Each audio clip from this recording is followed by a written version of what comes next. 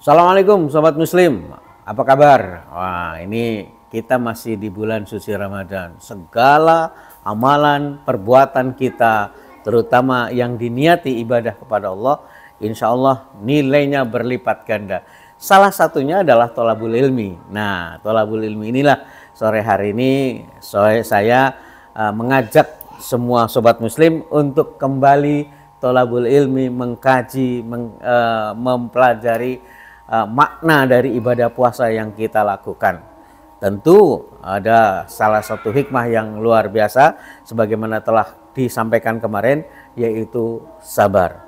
Sabar yang dilakukan oleh Nabiullah Yakub alaihissalam itu akan berbuah manis. Begitu juga mudah-mudahan Sobat Muslim yang memiliki kesabaran akan berbuah manis. Sabar di bulan puasa ini, sabar dalam melaksanakan ibadah puasa ini akan berbuah manis, yaitu bisa bertemu dengan Tuhannya. Masih bersama sahabat saya kali ini Ustadz Syekh Lukman Hakim SE selaku pengasuh pondok pengasuh rumah tahfidz Ulil Albab Indramayu. Assalamualaikum Ustaz. Waalaikumsalam warahmatullahi wabarakatuh. Gimana, sehat ya? Alhamdulillah. Kita masih tholabul ilmi lagi, kita Amin, masih berbincang lagi. Insya Ini melanjutkan yang kemarin tentang kesabaran dari Nabiullah Yakub alaihissalam. Silakan Ustaz. Baik. Bismillahirrahmanirrahim, sahabat muslim sekalian yang kami hormati dan kami muliakan. Nabi Yakub alaihi salam ketika didatangkan bukti bahwa Nabi Yusuf sudah mati dan meninggal gitu, itu tidak mencela anak-anaknya, Ustaz gitu. Ya. Kenapa gitu? Karena sebenarnya Nabi Yakub yakin bahwa Yusuf masih hidup. Oh. Ya. Waja'u Aisyah ayyabkun. Jadi anak-anaknya yang 10 orang ini yang sudah lebih dewasa dibandingkan Yusufnya sendiri gitu. Mereka datang waktu Isya gitu. Sambil nangis-nangis kepada Nabi Yakub, lalu kemudian menyampaikan bahwa akalahu dhi'bu, ini Yusuf dimakan serigala gitu, dengan bukti darah yang sudah tertempel di dalam bajunya gitu. Nah, apakah Nabi Yakub percaya dengan kisah yang disampaikan oleh oleh anak-anaknya itu gitu? Kalau kita mungkin sudah marah gitu. Sudah marah gitu. Oh, sudah marah, bagaimana ya, maksudnya orang yang dikasihinya, anak yang paling dicintainya ya, itu dikabarkan seperti itu. Ya. Lanjut Betul, Ustaz. Nah, akhirnya Nabi Yakub hanya mengatakan fasabrun jamil. Fasabrun jamil. Ya. Maksudnya tidak mencela apa yang mereka lakukan. Kenapa? Karena yakin Yusuf masih hidup gitu. Yeah. Dari mana taunya yakin masih hidup? Nah, itu dari mimpi, Ustaz. Yang diceritakan di awal bahwa nanti Yusuf akan menjadi orang besar.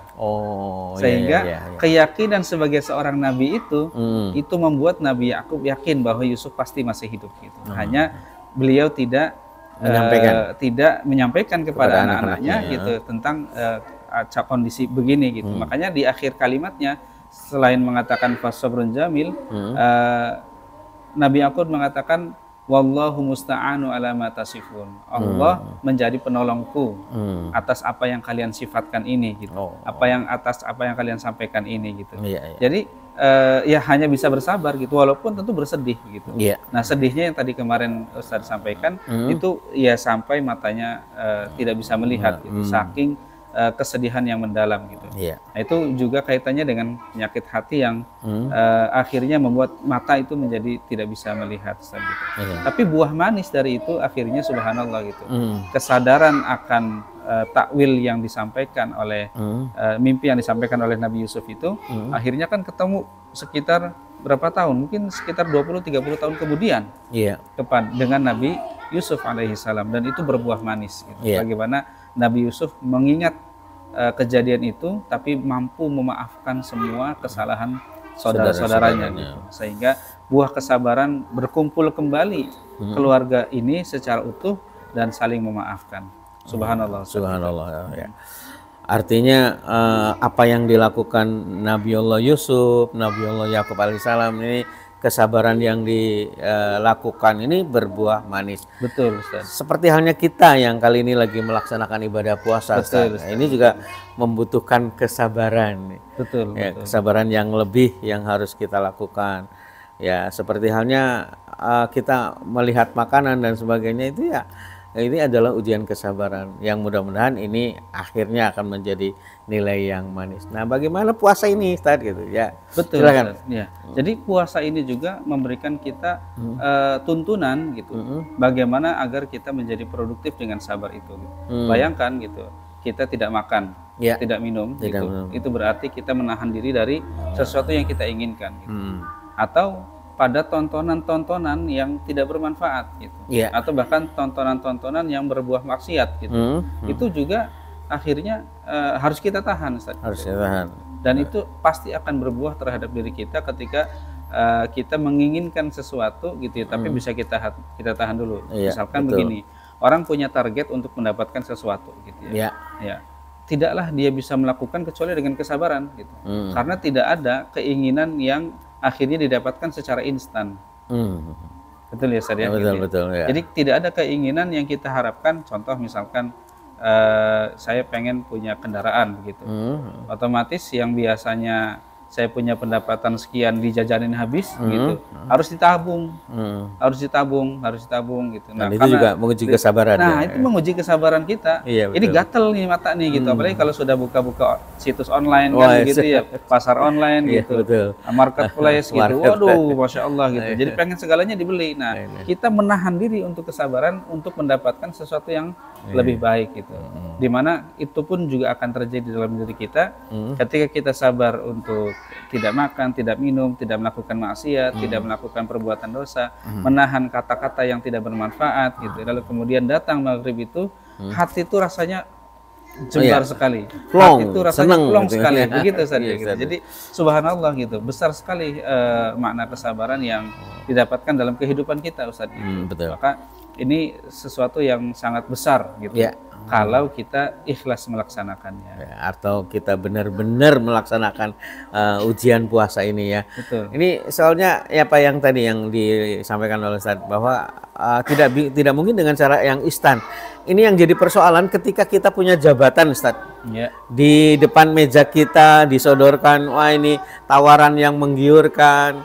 Ya.